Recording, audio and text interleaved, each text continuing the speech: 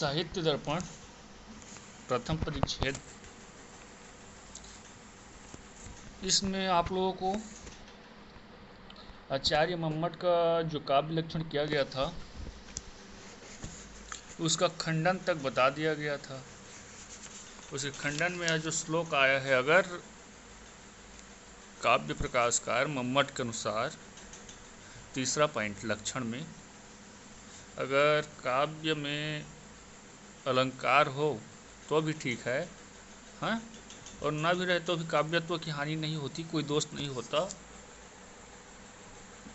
इस प्रकार से बताया गया था। और उसका श्लोक भी दिया गया था काव्य प्रकाश में, यह कौमार हरः स एव ही वरस्ता एव चित्त छप करके।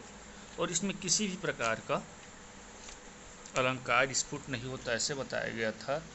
लेकिन यहाँ पर विभावना और विशेषोक्ति अलंकार का वर्णन किया गया है साहित्य दर्पणकार विश्वनाथ के द्वारा। साफ साफ बता दिया गया है कि इसमें विभावना और विशेषोक्ति अलंकार है। विभावना अलंकार अर्थात कि कारण के बिना जहाँ पर कार्य का उत्पत्ति का वर्णन होता है, इसमें कारण के बिना कार्य का उत्पत्ति का वर्णन है। ठीक है, यहाँ पर वर्ष संगम आदि के अभाव के बिना, नायक तो नहीं है, उसका अभाव है, नायक के नहीं होने पर भी उत्कंठता हो रहा है रति का, विभावना अलंकार आ गया इस श्लोक में। विशेषोक्ति अलंकार, ठीक है, और इसी प्रकार से विशेषोक्ति अलंकार है। इसी तरह से वर आदि कारणों के होने पर भी उत्कंठता के अभाव रूप फल की उत्पत्ति ना होना विशेषोक्ति अलंकार के अंतर्गत आ जाता है। यहाँ तक बताया गया था।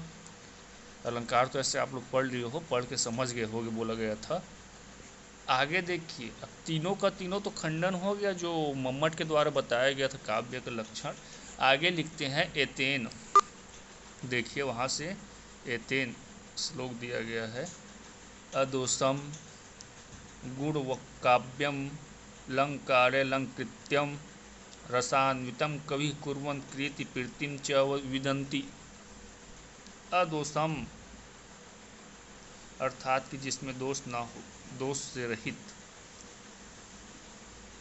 गुणत्व काव्यम गुण वाला, अलंकारे अलंकृतम अलंकारों से अलंकृत, रस से युक्त काव्य का, हाँ, रसवन्तः कवि, रस से युक्त काव्य का रचना करने वाला, कुर्वन् कवि कुर्वन्, कवि कुर्वन् रचना करने वाला जो कवि होता है वह कीर्ति प्रीति च विदन्ति, कीर्ति और प्रीति को प्राप्त करता है। यह तो खंडित हो गया, अर्थात वह कीर्ति प्रीति को प्राप्त नहीं करता। तीनों गुण मम्मट को बताया गया श्लोक में, हाँ, इसीलिए नीचे लिखा है इत्यादि नामपि काव्य लक्षणत्वं पास्तम, इत्यादिनी नामपि काव्य लक्षणत्वं पास्तम, परास्त हो गया। यह काव्य का लक्षण परास्त कर दिया गया। किसके द्वारा परास्त कर दिया गया? साहित्य दर्पणकार विश्वनाथ के द्वारा परास्त कर दिया गया। हाँ, पूरा बता दिया गया, बिल्कुल गलत लिखा है उसको उदाहरण सहित, उक्ति सहित। नीचे देखते हैं, यत्तु ध्वनि कारणोक्तम, ध्वन्यालोक पढ़ते हो, पाठ्यक्रम में है ध्वन्यालोक आनंदवर्धन का। उन्होंने क्या लिखा है, पढ़े होगे तो जानते होगे ध्वन्यालोक को। काव्यस्य आत्मा ध्वनि, काव्यस्य आत्मा ध्वनि, काव्य का आत्मा ध्वनि है। लक्षण किया है जैसे कि तद दोषो शब्दार्थो सगुणा वलंकृति पुनः क्वापि, उधर लक्षण किया था, उसी प्रकार से ध्वनि कार ने क्या लक्षण किया है, काव्यस्य आत्मा ध्वनि, काव्य का आत्मा ध्वनि है। इति तत्किच वस्तव लंकारसादि लक्षणारूपेण ध्वनि काव्यस्व आत्मौत्र सादि रूप मात्रा वा नाद्यम प्रहेलिका आदि व्याप्ते। अब देखिए, काव्य के आत्मा को हम ध्वनि मानते हैं, तो यहाँ पर एक प्रश्न आता है, हाँ, वस्तत्व अलंकार लक्षणादि, वस्तु अलंकार और रसादि, वस्तु अलंकार और रसादि, इन सब की ध्वनि को आप काव्य की आत्मा मानते हैं, वस्तु अलंकार को भी काव्य का आत्मा मानते हैं। क्योंकि पाठ्यक्रम में है इसलिए वस्तु अलंकार नहीं बताया जाएगा। आप लोग तो पढ़े ही होगे, नहीं पढ़े होगे तो बताना। इसके बाद बता दिया जाएगा। किसको बता दिया जाएगा? आप लोगों को, ध्वन्यालोक को। ये प्रथम परिच्छेद को समाप्त कर देते हैं आज। आधा एक घंटे जितना भी रहे, लंबा वीडियो बना देंगे, लोड हो जाएगा शायद तक। तो वस्तु अलंकार को ध्वनि मानते हैं, काव्य की आत्मा मानते हैं अर्थात, हाँ, या फिर केवल रसादि को काव्य की आत्मा मानते हैं, रसादि लक्षणस्थ स्त्रूपो ध्वनि काव्यस्व आत्मा। तो इसमें पहला पक्ष ठीक नहीं है। हाँ, रस आदि को काव्य का आत्मा मानेंगे तो ठीक है, लेकिन वस्तु ध्वनि को काव्य का आत्मा मानेंगे तो वह गलत है। कैसे? प्रहेलिका दावती व्याप्ते, जो प्रहेलिका है, पहेली है, उसमें वस्तु ध्वनि छिपा रहता है। पहेली, प्रहेलिका इत्यादि करते हैं ना हम लोग, पहेली इत्यादि, उसमें ध्वनि छिपा रहता है, वस्तु ध्वनि उसी को कहते हैं। कैसे? हाँ, जैसे कि पहेली इत्यादि करते हैं, बताओ क्या है, हाँ, मतलब कुछ भी पहेली करते हैं, जैसे कि लम लंबे टंग टंगे, चार खुरी दो टांग, मानबे तो मान ली तो लोहा पत्थर लान, ऐसे भी करते थे, बच्चे रहते थे। तो ये क्या पहेली, बताओ क्या है? लम लंबे टंग टंगे, तो लंबा लंबा है, टंगा टंगा है, चार खूर है, दो कान है, हाँ, ऊँट। तो इसको भी हम क्या मानने लगेंगे? ऐसी मतलब कि पहेली करेंगे। और छठवीं सातवीं में पढ़ते थे तो पहेली रहता था, एक थाल मोती से भरा, सबके सिर पर, ऐसे करके आकाश के बारे में। तो उसको भी हम वस्तु ध्वनि को अगर मानते हैं, क्या मानते हैं? काव्य का आत्मा। तो पहेली इत्यादि आ जाएगा, जिसमें क्या आ जाएगा? दोष आ जाएगा, अतिव्याप्ति दोष। हाँ, अतिव्याप्ति ये भी काव्य के अंतर्गत आ जाएगा। कौन? जितना पहेली इत्यादि, तो वो दोष आ गया, अतिव्याप्ति नामक दोष। ठीक है, जहाँ अलक्ष्य में लक्षण जाता है उसको अतिव्याप्ति दोष कहते हैं। व्याप्ति, अतिव्याप्ति, असंभव, 3 दोष होता है। अब इसमें दूसरा पक्ष है, केवल रसादि को ध्वनि मानते हैं तब मंजूर है। कौन कहता है? विश्वनाथ। अगर हम रसादि को ध्वनि मानते हैं, जैसा कि काव्य आत्मा ध्वनि बताया गया, ध्वनिकार ने अपने ध्वन्यालोक में बताया है, तो उसको हम फिर मान लेते हैं। हाँ, अब कैसे मान लेते हैं? देखिए, उसके लिए मतलब क्या किया गया है, श्लोक दिया गया है। हाँ, रसादि को ध्वनि काव्य का आत्मा मानते हैं तो उसको हम मान लेते हैं, तो उसके लिए श्लोक दिया गया है। फिर उड़िया भाषा पाली प्राकृत में दिया है, उसको छोड़ देना है। नीचे देखिए, पढ़ा पढ़ाया श्लोक है। स्वसुर निमज्जति अत्राह दिवसकम प्रलोक्य मापथिक रात्रंधकः सथय्यायामम निमसंख्यसी। कोई दूती है, वह क्या करती है? यहाँ पर श्लोक को बता रहा हूँ, आंतरिक भाग, कि संध्या समय, संध्या काल में तुम मेरे ही खाट, मेरे ही पलंग के पास तुम आना रति करने के लिए। ऐसे मतलब कि उसको रस के अनुसार कहती ही, श्लोक के अनुसार, मतलब कि रस के अनुसार। हाँ, इसमें श्रृंगारा भास है। ठीक है, रति, पथिक में रति लाने के लिए। स्वसुर निमज्जति, ससुर निमज्जति, यहाँ पर मेरे ससुर, मतलब कि स्वसुर निमज्जति अत्राह दिवसं प्रलोक्यम। दिवसम प्रलोक्यम क्यों कहा जा रहा है? दिन में ही देख लो। रात्र अंधकः, रात में तुम अंधा हो जाते हो, अर्थात कि रतौंधी रोग दिन में दिखाई देता है, रात में दिखाई नहीं देता, उसको रतौंधी रोग कहते हैं। माँ पथिकः, हे पथिक, रात्र अंधकः, रात को अंधा बन जाने वाले, दिन में देख लो। सय्यायामम निमक्षसी, मेरे सैया को देख लो, मेरा सैया ये है। ससुर निमज्जति, ससुर अत्राह, ससुर मेरे यहाँ सोते हैं। दिवसम प्रलोक्यम। हाँ, तो कहने का तात्पर्य क्या है? रतौंधी वाले रोग वाले पांथ दिन में ही देख लो, कहीं मेरे सैया पर मत आ जाना रात को तुम। द्युति का युक्ति है श्याम। ठीक है, तो यहाँ पर वस्तु मात्र व्यंग होता है, वहाँ काव्य का व्यवहार कैसे होगा? अब इसमें वस्तु मात्र व्यंग होगा, वहाँ पर काव्य का व्यवहार नहीं होगा, इसके पीछे ही बताया गया। हाँ, लेकिन यहाँ पर उसका उत्तर देते हैं, यहाँ वस्तु मात्र व्यंग है तो काव्य का व्यवहार कैसे होगा? इसमें भी वस्तु मात्र व्यंग है, तो यहाँ पर देखिए वस्तु मात्र व्यंग नहीं, यहाँ पर रसाभास होने से हम काव्य मान सकते हैं। इस श्लोक में रसाभास हो रहा है। ठीक है, रसाभास हो रहा है इस श्लोक में।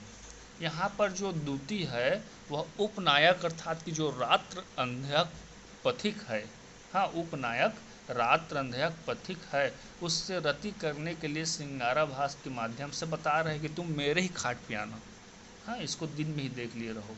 इसलिए यहाँ पर जो श्रृंगाराभास आ रहा है, श्रृंगार रस का जो आभास आ रहा है, उसका चौवर्णा आ रहा है, इसलिए यह उत्तम काव्य के कोटि में आएगा। इसलिए यह क्या आएगा, उत्तम काव्य के कोटि में आएगा। ठीक है, हाँ वस्तु मात्र से व्यंग्य कथम व्यवहारित चेत, इसमें तो वस्तु मात्र इसका व्यवहार कैसे होगा उसी चीज़ को बताया गया है।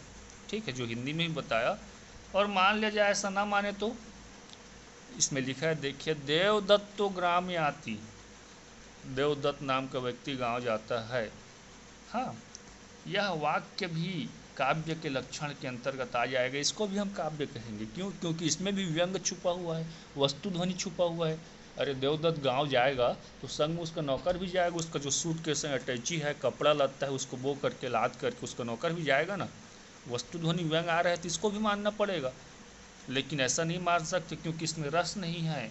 हाँ ऐसा मानेंगे नहीं, क्यों नहीं मानेंगे? क्योंकि इसमें रस नहीं है। रसाभास कहाँ हो रहा है? देवदत्त ग्राम में आती, देवदत्त गांव जाता है, नहीं इसको नहीं मान सकते, ना ही वस्तु ध्वनि को मान सकते हैं। हाँ ऐसा बताया गया है। काव्यस्य प्रयोजन ही रसास्वाद सुख पिंड दान द्वारा। देखिए काव्य का प्रयोजन क्या होता है? रसास्वाद कराना। जिस भी पुस्तक को आप पढ़ोगे, काव्य को पढ़ोगे, नाटक को देखोगे, सुनोगे, तो वहाँ पर आपको समझ आएगा, रस का प्राप्ति होगा, तभी उस काव्य को आप देखोगे, पढ़ोगे, सुनोगे। वही काव्य का क्या है? प्रयोजन है। ठीक है, वही काव्य क्या रहता है? प्रयोजन रहता है। बिना रस का जो काव्य रहेगा उसको नहीं पढ़ा जा सकता। वेद शास्त्र विमुखा नाम देखते जाइए, सुकुमार मती नाम। वेद शास्त्रों से जो विमुख होते हैं, शिक्षा के योग्य राजपुत्र पहले समय में वेद शास्त्र से जो विमुख हो जाया करते थे, शिक्षा के योग्य, शिक्षा को देना ही पड़ेगा, राजा का पुत्र है, कल के दिन में राजा बनेगा। ठीक है, सुकुमार बुद्धि वाले, सुकुमार मती नाम राजपुत्र आदि दीना, राजा का बेटा है, अब राजपाट में पलता है तो सुकुमार बुद्धि रहेगा ही रहेगा। ठीक है, बुद्धि वाले को क्या किया जाता है? उनको क्या बताया जाता है? राम आदि प्रवर्तिव्यम न रावण आदिवत, उनको उपदेश दिया जाता है। हाँ, उनको राम आदि के समान आचरण करना चाहिए। राम आदि प्रवर्तिव्यम, राम आदि के समान आचरण करना चाहिए, सत्य के मार्ग में चलना चाहिए। न रावण आदिवत, रावण के समान नहीं। हाँ, रावण के समान नहीं। इत्यादि कृत्याकृत्य प्रवृत्ति निवृत्ति उपदेश इति चिरंतरण युक्तवाद। इस प्रकार से कृत्या अकृत्य प्रवृत्ति, क्या मतलब की प्रवृत्ति है और क्या अकर्तव्य है, क्या निवृत्ति है, इसका उपदेश प्राचीन आचार्यों द्वारा कहा गया है। हाँ, प्राचीन आचार्यों द्वारा कहा गया है। चिरंतन युक्तमात्, हाँ, तथा च अग्नेय पुराण युक्तम, अग्नि पुराण भी में कहा गया है। साहित्य दर्पणकार विश्वनाथ क्या कहते हैं इसके संदर्भ में? अग्नि पुराण में भी कहा गया है।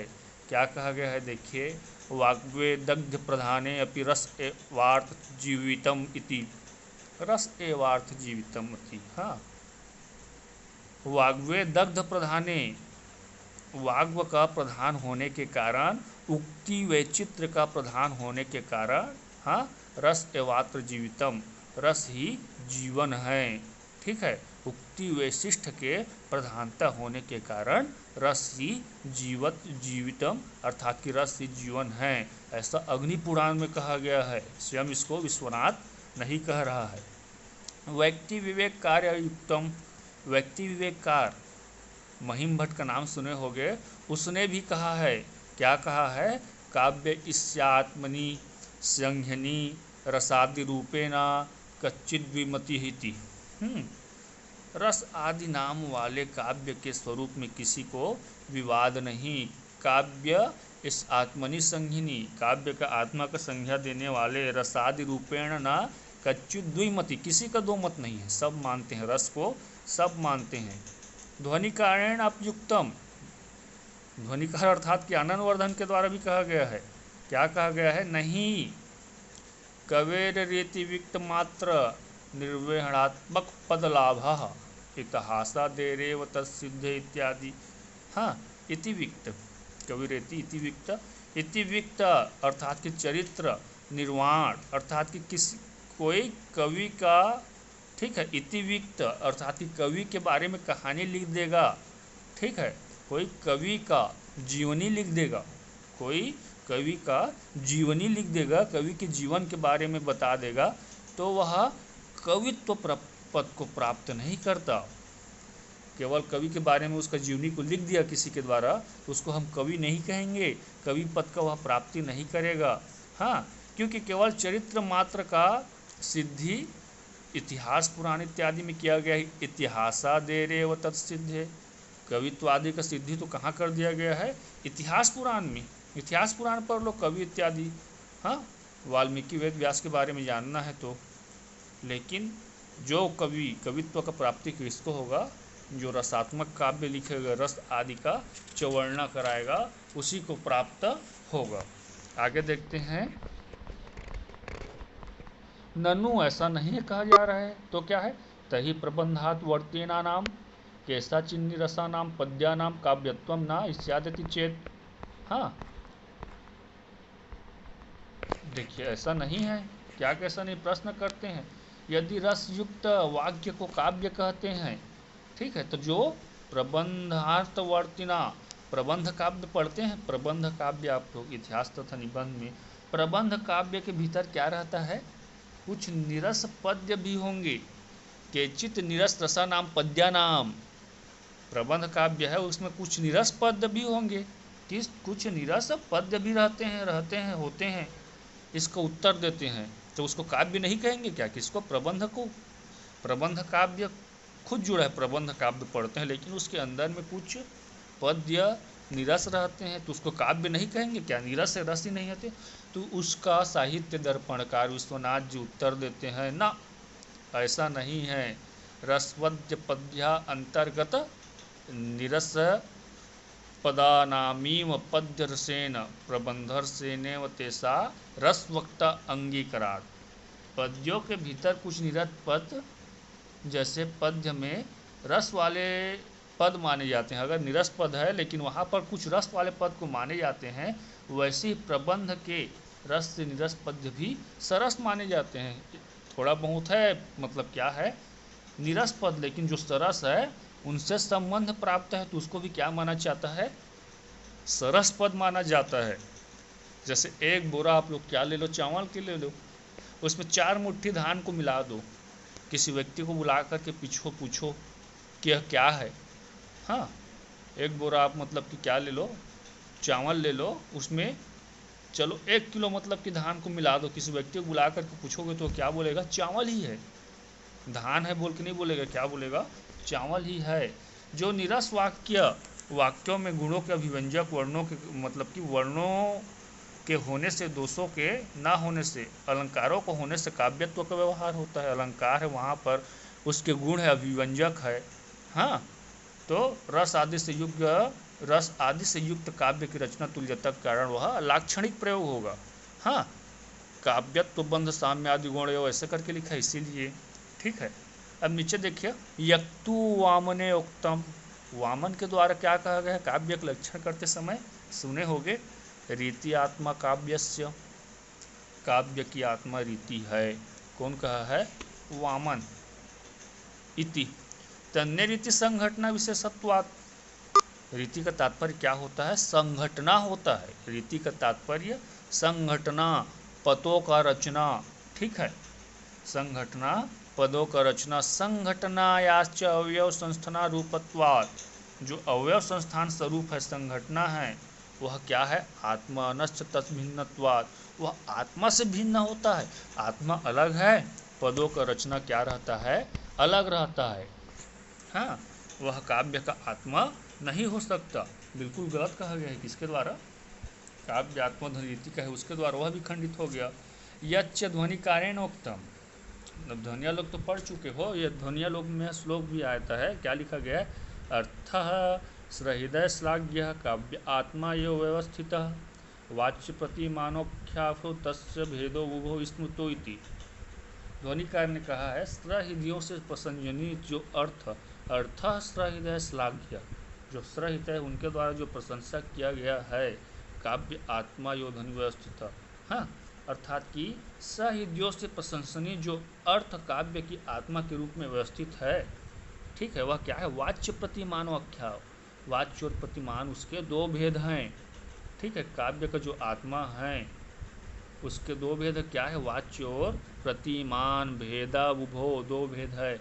यहाँ पर वाच्य अर्थ को आत्मा मान लिया है और उसके पूर्व कथित काव्य का आत्मधनी है, इस वचन से वह विरुद्ध खंडित हो जाता है। पूर्व कथित तो एक बार और आया था ध्वनिकार के बारे में, हाँ, निरस्त हो जाता है, यह भी खंडित हो जाता है, ठीक है। अब चलो, सभी का जो काव्य का लक्षण उसको विश्वनाथ क्या कर रहा है? खंडित कर रहा है। वो मम्मट से स्टार्ट किया था, मम्मट से स्टार्ट किया, सभी के काव्य के लक्षण को ला करके खंडित कर रहा है। बिल्कुल गलत कहा गया है, बोल पूरा तर्क दे करके, हाँ, पूरा तर्क उदाहरण दे करके खंडित कहा जा रहा है। अत्र हाँ, अब प्रश्न उठता है तब काव्य का लक्षण क्या है? सभी संस्कृत साहित्यकार हैं, ऋषि मुनि हैं, जो कवि हैं, उनका जो काव्य का लक्षण उसको आप निरस्त कर रहे हो। ऐसा नहीं, ऐसा नहीं। तो चलिए अब आप ही बताइए विश्वनाथ जी की काव्य का लक्षण क्या है? तत्किम पुनः काव्य नियुक्त चे, तो पुनः काव्य किसको कहेंगे? ऐसा प्रश्न किया गया, काव्य का लक्षण क्या है? तो उसका उत्तर देते हैं। क्या उत्तर देते हैं? परीक्षा में आता है, वाक्यम रसात्मकम काव्यम, वाक्यम रसात्मकम काव्यम। हाँ, रस स्वरूप वाक्य को काव्य कहते हैं। रस स्वरूप वाक्य को, जो भी वाक्य है उसमें रस स्वरूप है, उसको क्या कहेंगे? काव्य कहेंगे, ठीक है। अब रस स्वरूप क्या है? हाँ, रस स्वरूपम निरूपयामः, रस का स्वरूप क्या है? तृतीय परिच्छेद में बताएंगे रस के बारे में। हाँ, अभी तो काव्य का लक्षण क्या है पूछे ना, बता दिया गया। क्या बता दिया गया? वाक्यम रसात्मकम काव्यम।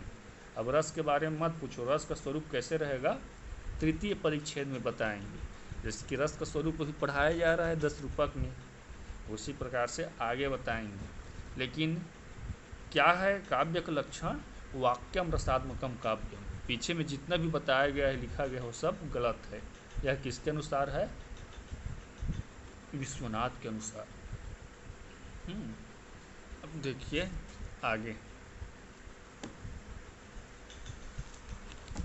रसास्वरूपम निरुष्यामः, रस एव आत्मसार रूपतया जीवन धायको यस्य, जीवन धायको यस्य, स्वार रूप, सार रूप होने से रस जीवन का धान करने वाला है। सार रूप होने के कारण रस जीवन का धान करने वाला है, ठीक है। और इस जीवन का धान करने वाले वाक्य को हम क्या कहते हैं? रसात्मक कहते हैं। रस के बिना वाक्य में काव्यता नहीं रहता। हाँ, ते बिना तस्य काव्यत्व अभावस्य, रस के बिना काव्य में काव्यता नहीं रहता। प्रतिपादित्वात्, इसका प्रतिपादन पीछे में किया जा चुका है, इसका प्रतिपादन पीछे में किया जा चुका है, ऐसा बताया गया है, ठीक है। और रस्यते इति रसः, रस्यते इति रसः, जिसका स्वादन किया जाता है वह रस है, जिसका स्वादन किया जाता है वह रस है, ठीक है। जिसका हम आस्वादन करते हैं रस, ऐसे भी उत्पत्ति करने के भाव से रसाभास आदियों का भी ग्रहण होता है। उनमें रस का उदाहरण देते हैं। कैसे में रसाभास का होता है? अब देखो उदाहरण, शून्यम वासगृहम वैलोक्यम, शून्यम वासगृहम वैलोक्यम, शयनादुत्थाय किच्चिक्षणे निद्राव्याज मुबकादस्य सूचिरम निर्वर्य प्रत्युमुखम विस्त्रभ्य परिचुम्य जात पुलकामालोक्य गंध स्थलिम लज्जा नम्रमुखी प्रियण हस्ता बाला चिरम चुम्बिता, अत्र ही संभोग श्रृंगार रसः। यहाँ पर क्या है? संभोग श्रृंगार रस है। कैसे में संभोग श्रृंगार रस है? यहाँ पर देखिए, शून्यम वासम गृहम वैलोक्यम, घर को शून्य देख करके, सूना देख करके, शयनादुत्थाय किंचनी, नायिका के द्वारा चुपचाप उठा जाता है, ठीक है। कौन सा नायिका? नहोढ़ा नायिका, जिसका नया नया शादी हुआ है। घर को सूना देख करके चुपके से उठा जाता है। निद्रा व्याज मुपकतास्तस्य, ब्याज निद्रा, ठगी का निद्रा से सोया हुआ है। कौन? नायक सोया हुआ है, उसका पति सोया हुआ है। ठीक है। हाँ, प्रत्युमुखम, उसके मुख को देखता है नायिका सोए हुए। फिर क्या करता है? विस्त्रभ, जब विस्त्रभ हो जाता है कि पूरा का पूरा सो गया है, नहीं जाग रहा है। ठीक है, तो क्या करता है? हाँ, परिचुम्य, उसका चुम्बन ले लेता है नायक का। जात पुलकाम लोक्यम गंड स्थली। ठीक है, अब जब नायक जाग जाता है जानबूझकर कैसा करते हुए देख करके, तो लज्जा नम्र मुखी प्रियण, जो नायिका है वह लज्जा से नीचे मुंडी कर लेता है। हंसता बाला चिरम चुम्बिता, तो नायक उसको मतलब कि हंसते हुए हाँ लंबे समय के लिए मतलब चुम्बन करता है। अत्र ही संभोग श्रृंगार रस, यहाँ पर संभोग श्रृंगार रस दिया गया है। ठीक है, यहाँ पर संभोग श्रृंगार रस दिया गया है। इस पद्य में संभोग श्रृंगार नामक रस है। हाँ, रस का प्राप्ति हो रहा है, इसलिए यह महाकाव्य की श्रेणी में आता है। उसके बाद फिर आगे दिया गया है, ये तो हो गया आप लोगों का। उसके बाद फिर राघवानंद नामक संधि विग्रह नामक काव्य है, उसमें का एक दूसरा उदाहरण देखिए। हाँ, याद कर लेना, ये दूसरा उदाहरण अत्यंत इम्पॉर्टेंट है, परीक्षा में आता है इसलिए नहीं, संस्कृत पढ़ने वालों को लिए यह इम्पॉर्टेंट है।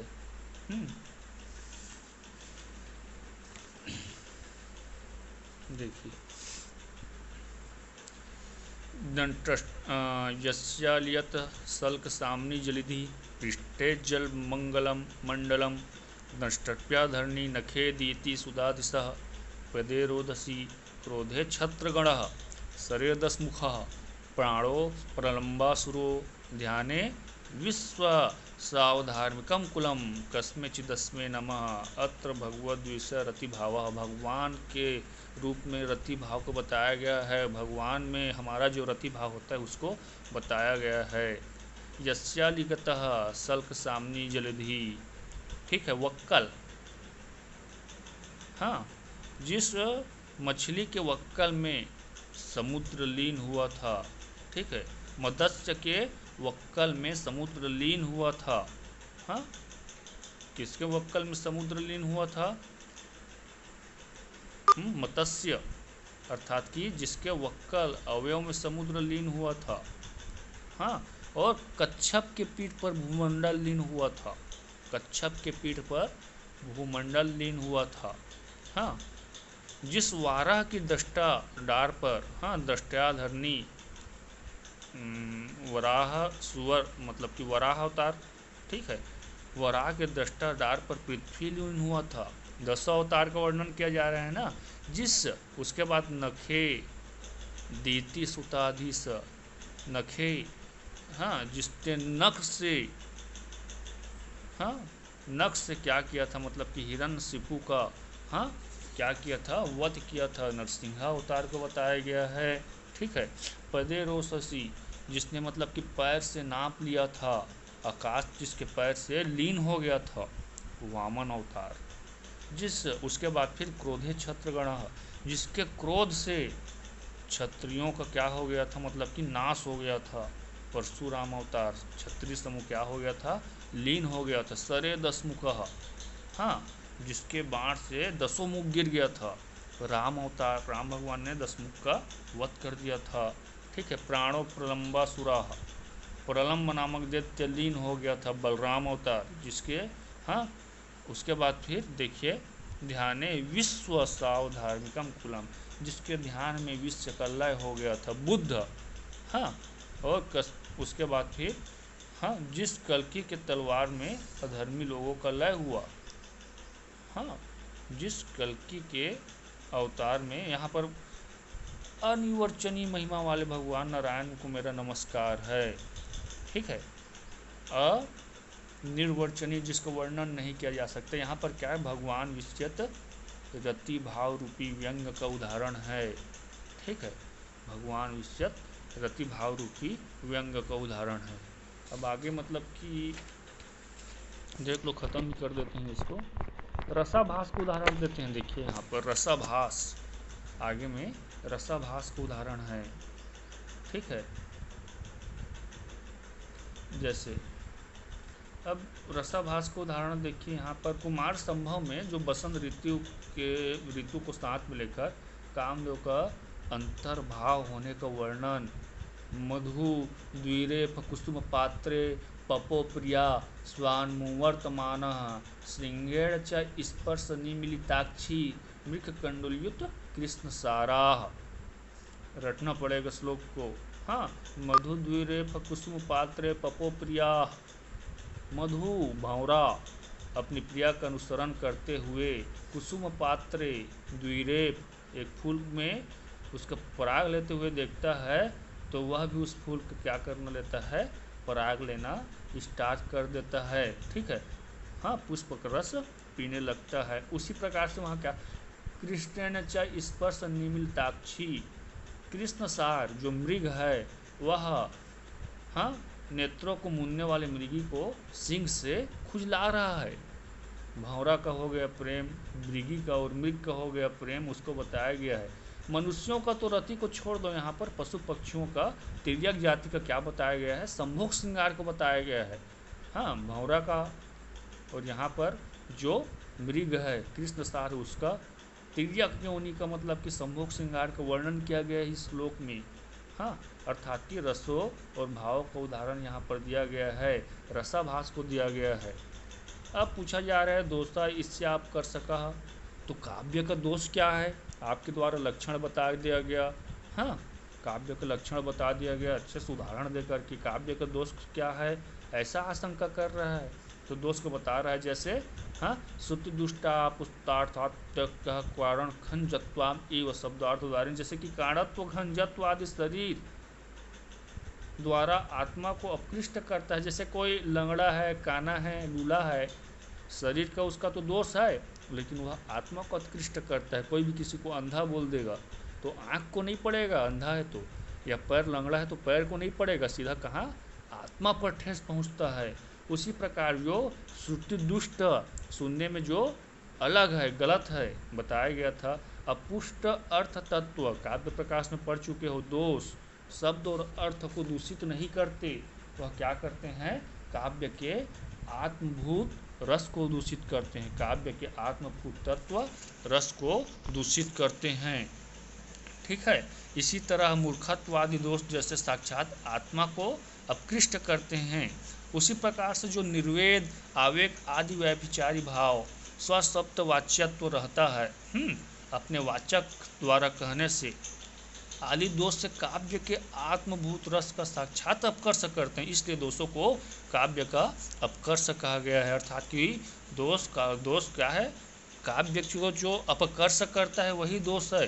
अब इस दोष के बारे में कहाँ बताया जाएगा, साहित्य दर्पण में सत्यम उल्लास में बताएंगे, ऐसा कह रहा है। अब गुणादेह किम स्वरूप उच्यते, अब गुण इत्यादि क्या है, काव्य को उसको भी बता दो, लक्षण बता दिए, दोष बता दीजिए कि ये साहित्य दर्पणकार विश्वनाथ जी, तो अब उसका गुण भी बता दो। उत्कर्ष हेतु वे प्रोक्त गुणा अलंकार रीतया, हाँ, काव्य का गुण क्या है, ऐसे आकांक्षा करते रहते हैं, तो क्या है, गुणालंकार रीतिया, गुण अलंकार और रीति जो क्या करता है, उत्कर्ष है, तो वह काव्य का उत्कर्ष करने वाला है, वही क्या है, काव्य का गुण है। हाँ, गुणा शौर्य दीवात अलंकारा सुरताति गुण, अलंकार मतलब कि कटक और कुंडल आदि अलंकार। ठीक है, और क्या है मतलब कि रीतया अवयव संस्थान विषय, अर्थात कि हस्तपात आदि अवयव स्थिति, हाँ, देह द्वार आत्मभूत देही इत्यादि जो है, यह जो उत्कृष्ट करने वाले हैं। ठीक है, और क्या है मतलब कि माधुर्य आदि गुण, जमक उपमा आदि अलंकार, वैदर्भी इत्यादि रीतियाँ, हाँ, यह सब क्या करते हैं, शब्द और अर्थ के द्वारा काव्य के आत्मभूत रस को भी उत्कृष्ट करते हैं। हाँ, शब्द और अर्थ को यह सब उत्कृष्ट करेगा, गुण अलंकार रीति, और जो काव्य का आत्म तत्व है उसको भी क्या करते हैं मतलब कि उत्कर्ष प्रदान करते हैं। यद्यपि गुण रस के धर्म हैं तथा गुण शब्द ही यहाँ पर गुण के अभिव्यंजक शब्द और अर्थ का लक्षण भी हो जाता है। ठीक है, अब इस प्रकार से आपका मतलब कि जो साहित्य दर्पण प्रथम परिच्छेद है वह समाप्त हो जाता है, पढ़ाने के लिए समाप्त। अब इसमें कैसा प्रश्न आता है, कितने नंबर का आता है, कहाँ पर को लिखना है, कहाँ पर को नहीं लिखना है। अगर इस प्रकार से प्रश्न आ जाएगा तो ऊपर को लिखना है कि नीचे को, कितने नंबर का प्रश्न आया है तो कितना शब्द शैली में लिखना है, कितने शब्दों में लिखना है, कौन सा श्लोक लिखना है, इसको आप लोग पुराने प्रश्न पत्र को देख करके हाँ मेरे को मैसेज करेंगे पर्सनल या फिर ग्रुप में, फिर मैं आप लोगों को बताते जाऊंगा। और समझ आ गया है तो बिल्कुल मत करना मैसेज, सीधा परीक्षा में लिखने का कार्य करना। ठीक है, अब इसके बाद फिर द्वितीय परीक्षा भी है, शायद तक पाठ्यक्रम को देख के उसको ही पढ़ाना स्टार्ट करेंगे। धन्यवाद आप लोगों का।